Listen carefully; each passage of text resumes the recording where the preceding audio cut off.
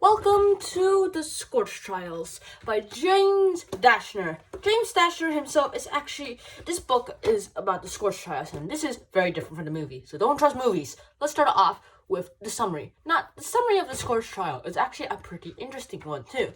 So, last time we left off these guys, the Gladers, they were sleeping in bunk beds, and Teresa was put into another room, and she was all, telepathically talking to Thomas.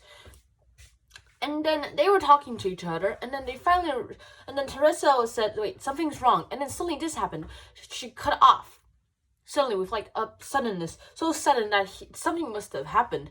And so he waited until next night, and then he went into her room, which said Group A, Teresa, Subject B2, the betrayer. So that happened. And then they were like, okay, what the heck is going on? Let's go in. Hey, see? Nothing. Hey, I hear her in the bathroom. Dude, I think you've been in the mails too long. It's not good to go to a lady's.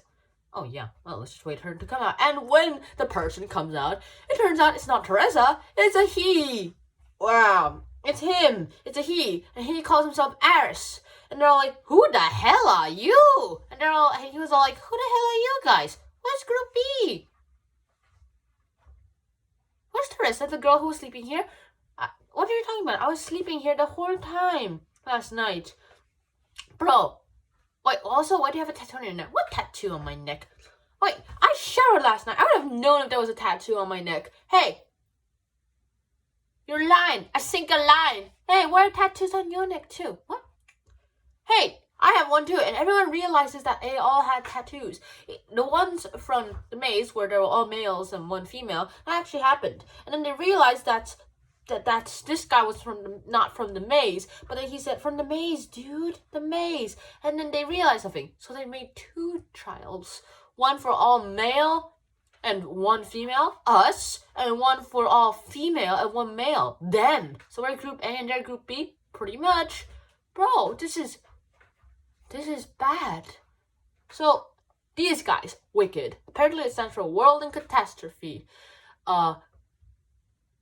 Killzone, Experiment, Destruction. Apparently that's what I think that's what it stands for. I've definitely messed that up. But whatever it is, this actually all happened. And they realized that this was just going to be something that wouldn't help them at all. So let's just start this off. So apparently they go ahead and they're told by this guy that they call a rat man because he looks like a rat. And he's all like, so you guys are the god with the flare. You have flares inside of you. So if anyone does not have any motivation, let's just say that this will give them that. Go through the SCORCH, and you will basically find your cure. And all that happened, and then they suddenly realized something. Guys, I just realized something. What is it, dude? I think we're going to have to do this. Alright, anyone who wants to stay behind, stay behind. Oh yeah, one more thing, Ratman said. If you stay behind, you die a horrible death. Okay, I think we're all going. Nice, okay.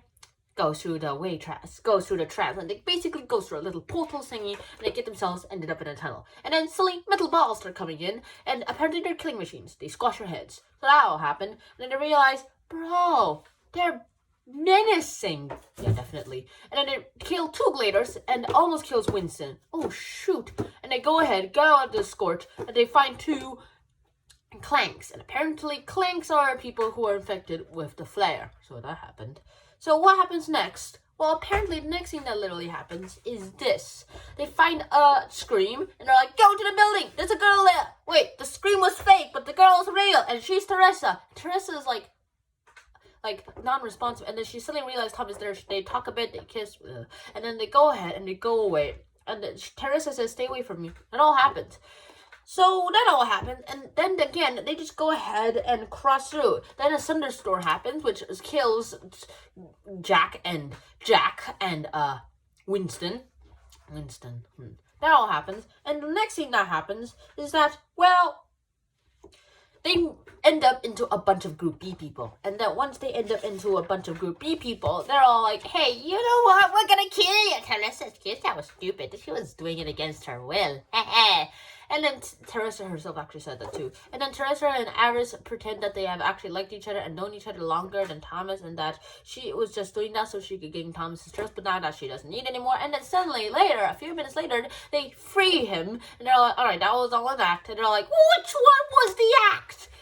He was like, which one was the act? And he started actually not trusting them because he's like so confused.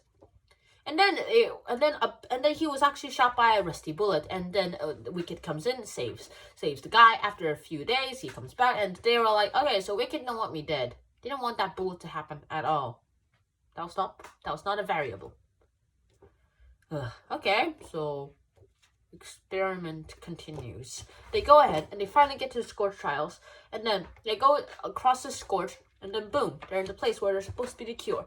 However, Teresa and Aris has lost Thomas's trust.